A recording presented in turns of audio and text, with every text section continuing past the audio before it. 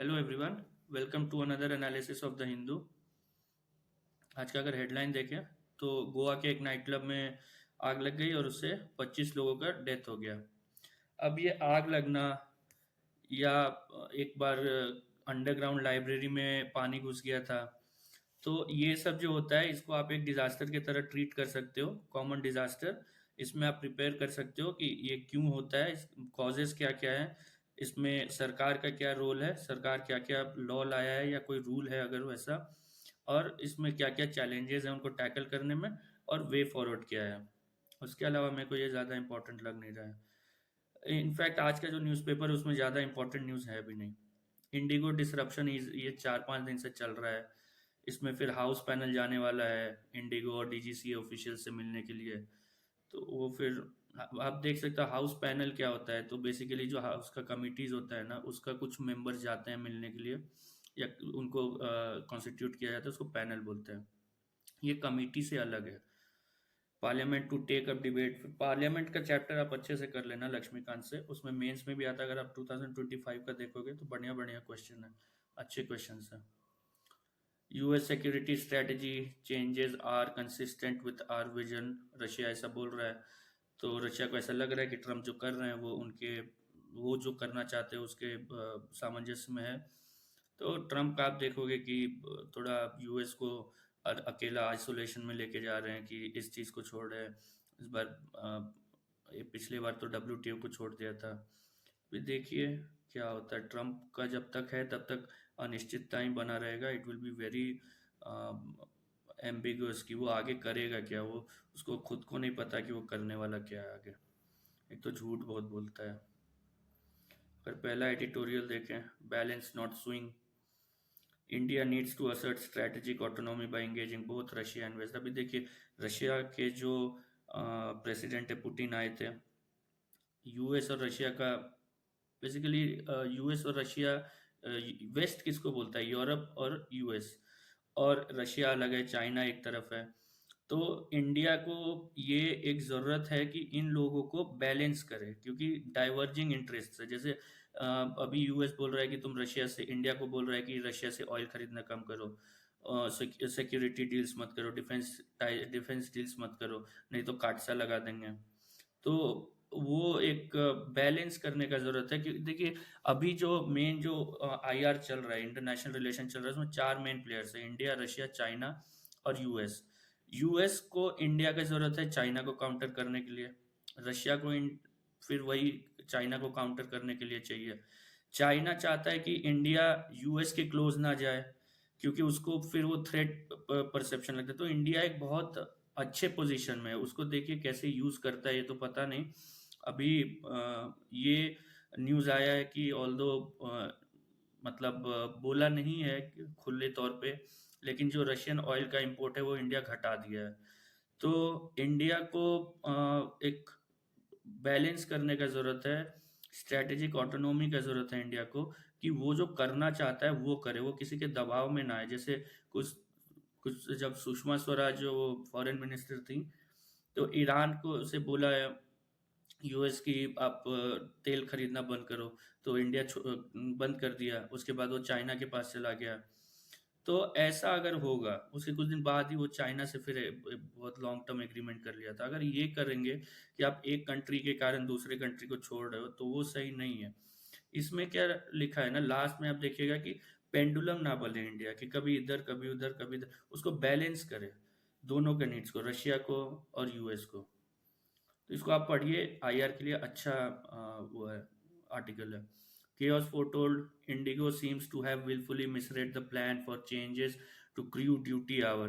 इसमें देखिए यहाँ पे क्या दिया हुआ है, flight duty time limitations, FDTL. ये डीजीसीए लेकर के आया था कि जो पायलट्स हैं और जो केबिन क्रू है उनका जो वर्किंग आवर है उसको घटा करके उनको ब्रेक ज़्यादा दिया जाए।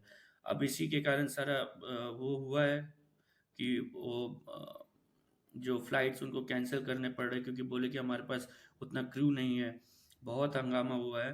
लेकिन मेरे को ये यूपीएससी के पर्सपेक्टिव से बिल्कुल भी इम्पोर्टेंट नहीं लग रहा। हाँ, हो रहा है, ठीक है, आप डीजीसीए के बारे में पढ़ लीजिए, लेकिन इस न्यूज़ को मेरे को तो बिल्कुल भी इम्पोर्टेंट नहीं लगता।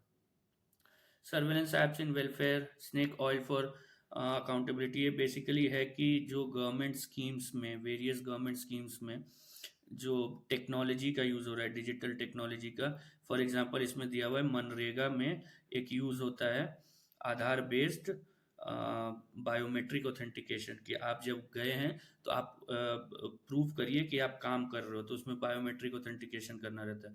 तो इसमें वही है कि ये सब कैसे फेल हो रहा है, और सरकार वो करने, जैसे आंगनवाड़ी वर्कर्स हैं और अलग अलग एग्जाम्पल्स है कि कैसे उसमें काम नहीं कर पा रहा है वो जो डिजिटल जो भी टेक्नोलॉजी यूज़ कर रहे हैं। तो I don't think this is important. Black Friday for aviation safety, ये भी वही है, पढ़ना हो आपको पढ़ो, अच्छा है पढ़ोगे, लेकिन यूपीएससी के लिए इम्पोर्टेंट नहीं है। Swap app mandates for digital literacy, ये फिर वही संचार साथी ऐप वाला न्यूज़ है, तो आप छोड़ भी सकते हो।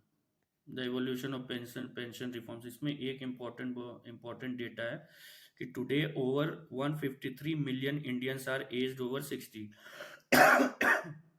ये करीब इंडिया का 10% पॉपुलेशन है।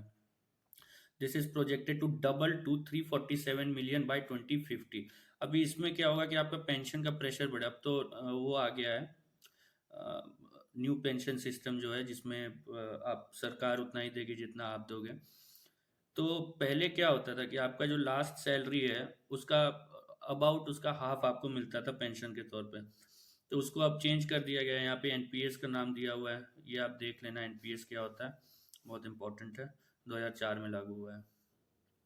What are concerns over the draft ISI bill 2025। पहली बात, ये बिल है उतना इंपॉर्टेंट नहीं है जब तक ये एक्ट ना हो जाए।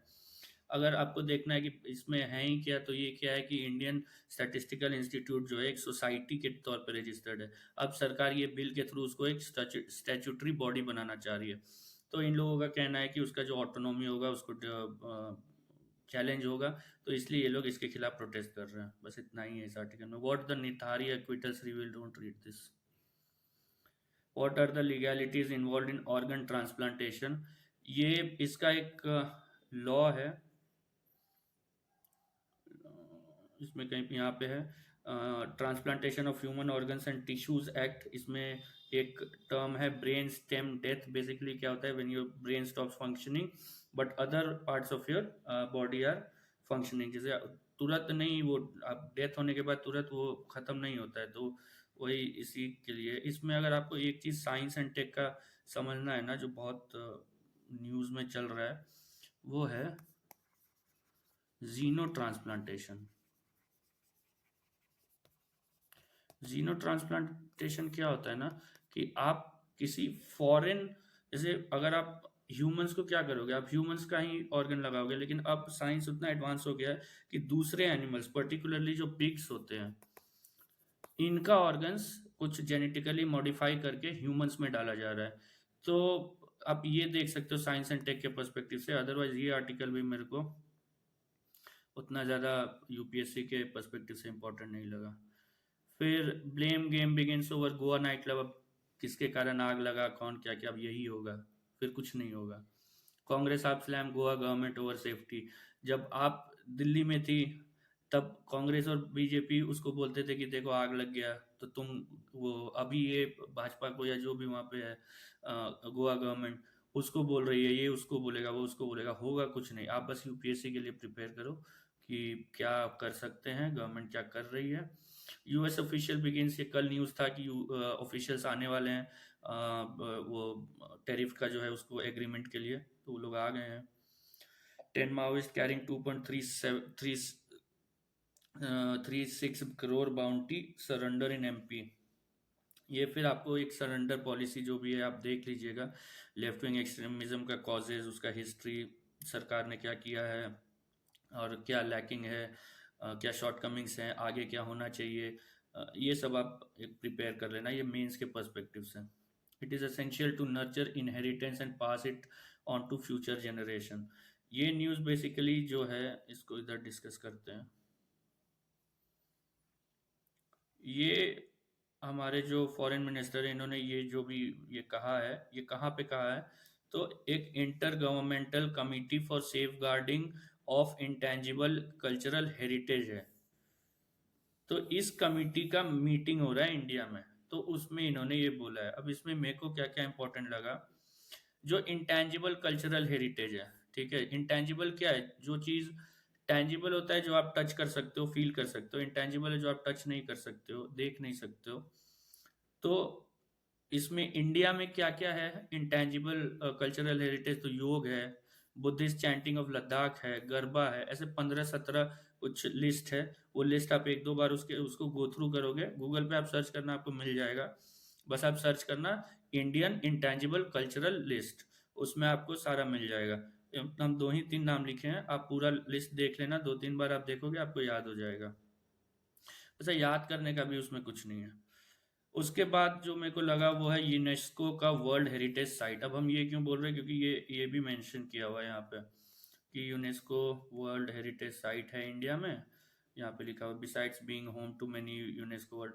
तो इसमें आपको क्या देखना है कि इंडिया में यूनेस्को वर्ल्ड हेरिटेज साइट जो होते हैं वो तीन तरह के होते हैं। पहला होता है नेचुरल, दूसरा होता है कल्चरल, तीसरा होता है मिक्स्ड। तो इंडिया में 40 से ज़्यादा वर्ल्ड हेरिटेज साइट्स हैं।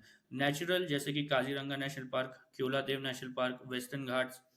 कल्चरल में अजंता, एलोरा, खाजुराहो, हुमायूं टॉम्ब, ताजमहल, ये सब है। मिक्स्ड में, मिक्स्ड एक ही है इंडिया में, Kanchenjunga national park.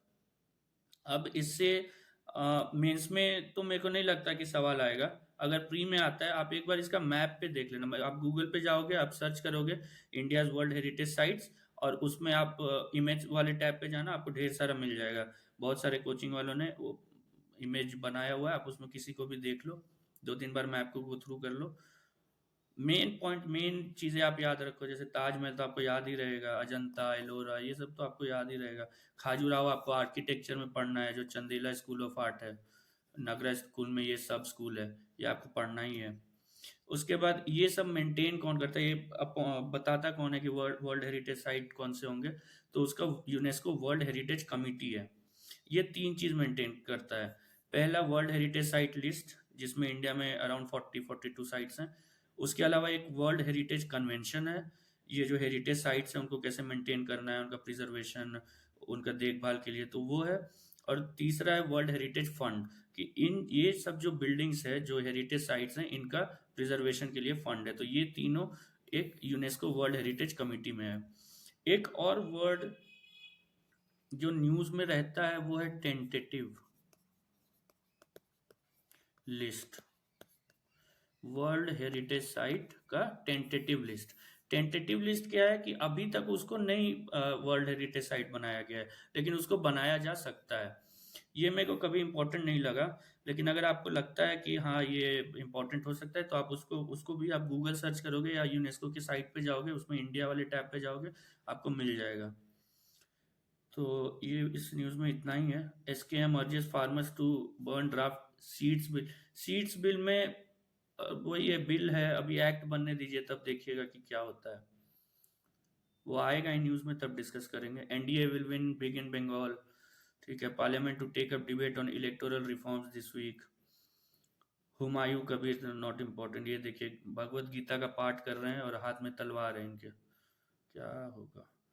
Navjot cause 500 crore for CM post remarks, something not important. Rajnath unveils border infrastructure projects. अभी राजनाथ सिंह हैं, उन्होंने, हमारे डिफेंस मिनिस्टर हैं, इन्होंने कुछ जो इंफ्रास्ट्रक्चर प्रोजेक्ट्स है वो अनवील किया है या उसको अनाउंस किया है। इसमें आपको कुछ टर्म्स, ये कहाँ पे आप यूज़ करोगे, तो ये पेपर 3 में ना एक टॉपिक है, security challenges and there management in border areas. तो वहाँ पे ये बॉर्डर इंफ्रास्ट्रक्चर इंपॉर्टेंट है। इसमें एक टर्म है श्योक टनल। उसके अलावा दौलत बेग ओल्डी। दौलत बेग ओल्डी बीच में बहुत न्यूज़ में था, क्योंकि उसमें रोड बना था और चाइना को ये बिल्कुल पसंद नहीं आ रहा था। इसके अलावा आप जो CISF है, जो वेरियस सिक्योरिटी एजेंसीज है, उसमें CAPF में एक ITBP है, इंडो तिब्बतन बॉर्डर पुलिस। उसके अलावा जो ये सारा जो कंस्ट्रक्शन करता है बॉर्डरिंग एरिया में, वो है BRO।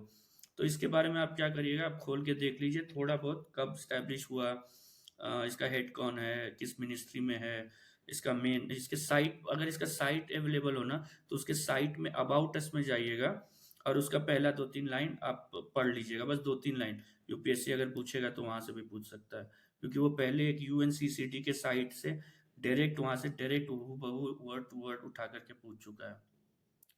Protect Himalayas BJP leader criticises Uttarakhand government, Murli Manohar Joshi, अब इनको मार्गदर्शन मंडल में डाल दिया गया है। तो इसमें आप क्या पढ़ोगे? सबसे पहला तो प्रोटेक्ट हिमालयाज में आप जो इसका जो चैलेंजेस आ रहे हैं हिमालयन प्रिजर्वेशन में सर, जैसे अर्बनाइजेशन है, पोल्यूशन है, हैबिटेट डिस्ट्रक्शन है, और उसके बाद नेचुरल जो है जैसे क्लाउड बर्स्ट है, लैंडस्लाइड है, ये सब आप प्रिपेयर करके रखो जो नेचुरल डिजास्टर्स है। लैंडस्लाइड अगर हिमालय का बात होता है तो लैंडस्लाइड और क्लाउड बस्ट आप मत भूलना। क्लाउड बस्ट 2025 में भी पूछा है, और if I am not wrong 2023 में भी पूछा है। लैंडस्लाइड भी पूछते रहता है वंस इन अ वाइल। इसका आप मैप देख लो, मैप बना लो इंडिया का। आई थिंक 12% जो लैंड है वो जो लैंडस्लाइड से प्रोन है। इसका एक लैंडस्लाइड एटलस है इसरो का, वो भी आप देख लेना। मतलब पूरा नहीं देखना है आपको, बस देखना है कि मैप में क्या क्या है, कहाँ पे प्रोन है, कहाँ प्रोन होगा। वो हिमालयाज में प्रोन होगा, नॉर्थ ईस्ट में प्रोन होगा, वेस्टर्न घाट्स में प्रोन होगा, बस इतना आप कॉमन सेंस लगा सकते हो। उसके बाद national intelligence grid gains traction as central agencies police core for information. ये कुछ दिन पहले मोदी जी जो डीजीपी और आईजी लोगों का मीटिंग हुआ था उसमें नेट ग्रिड का उसमें मेंशन किया था। उस दिन भी हम बोले थे आपको नेट ग्रिड पढ़ना है। और इसमें आप देखिए कि ये 10 एजेंसीज का आप नाम ऊपर ऊपर याद रखिए, ठीक है? जैसे आप अगर मेंस में लिखने जाते हो, आप आईबी लिखोगे, रॉ लिखोगे, एटसेट्रा, सो ऑन, ऐसा लिख के आप छोड़ सकते हो। 1 2 3 ऐसा तो याद रहना चाहिए, 2 3 तो आपको याद रहना ही चाहिए।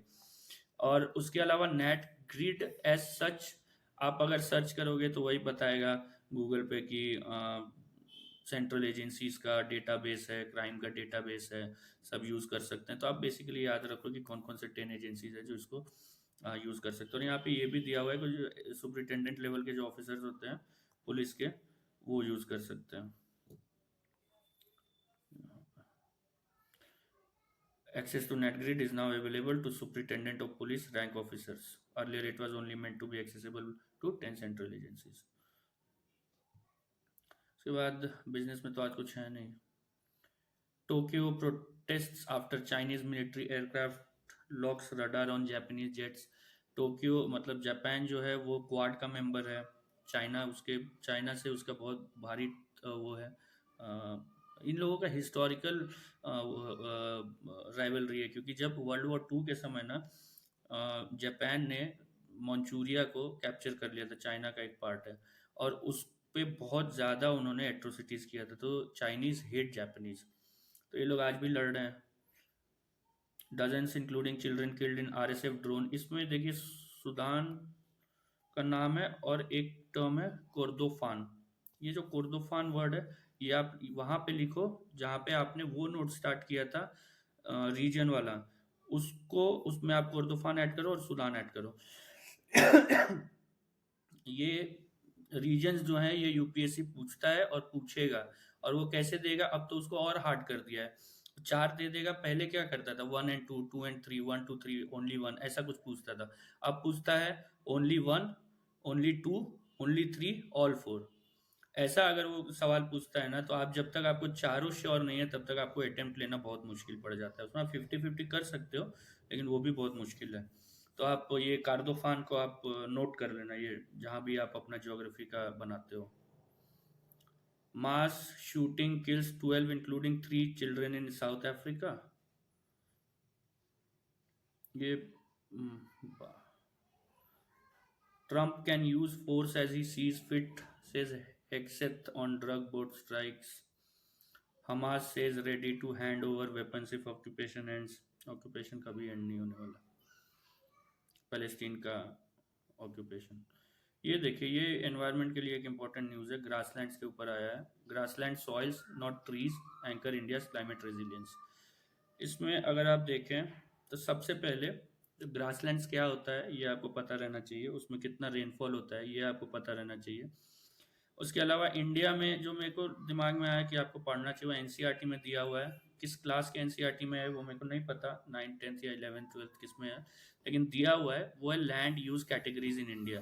इसमें 9 कैटेगरीज हैं, ये आप देख लेना, आपको मेंस आंसर राइटिंग में काम आएगा। टाइप्स ऑफ ग्रासलैंड अगर देखें तो टेम्परेट होते हैं, जो टेम्परेट एरियाज में मिलते हैं, ट्रॉपिकल होते हैं जैसे सवाना जो इंडिया में होता है, सवाना जो कम रेनफॉल में होता है, कम टेम्परेचर में होता है, सॉरी। अब इसी आर्टिकल से सारा चीज़ लिया हुआ है कि इम्पोर्टेंस ऑफ ग्रासलैंड क्या क्या है। तो उसमें बायोडाइवर्सिटी होता है, वो लाइवलीहुड प्रोवाइड करता है किनको, पास्टोरल कम्युनिटीज़ को।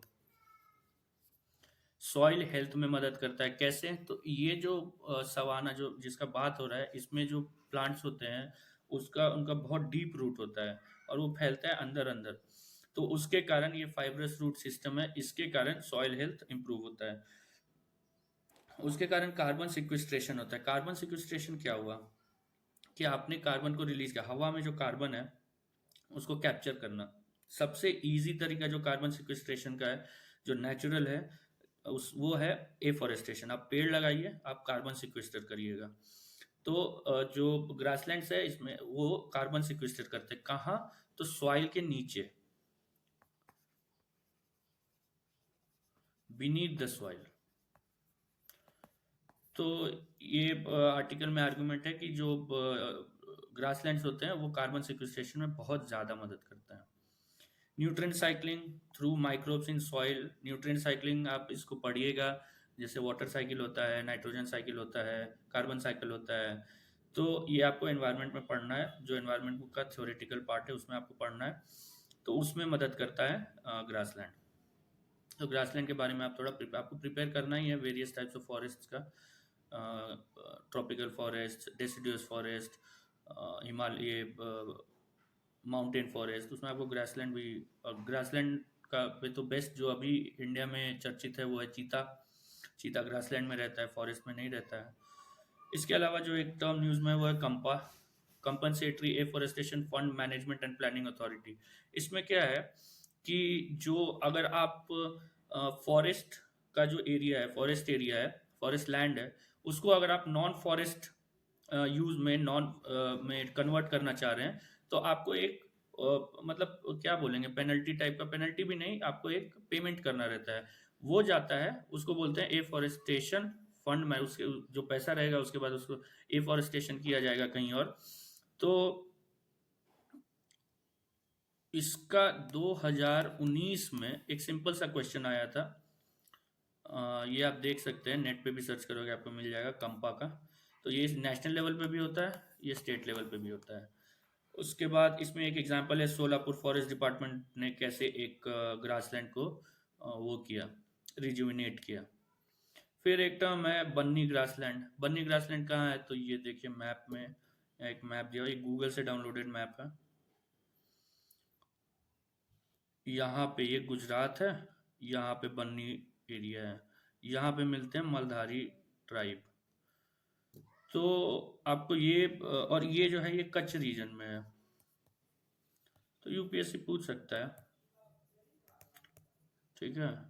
तो आपको इतना पता रहना चाहिए। देखिए बॉर्डर नहीं कर रहा है, सी को बॉर्डर नहीं कर रहा है, वो भी पूछ सकता है यूपीएससी। बॉर्डर्स जैसे कुछ भी पूछ सकता है, आप उसको मैप पे देखोगे आपको याद रहेगा। कच्छ में है, और यहाँ पे मलधारी पास्टरलिस्ट मिलते हैं, मलधारी ट्राइब जो पास्टरलिस्ट होते हैं।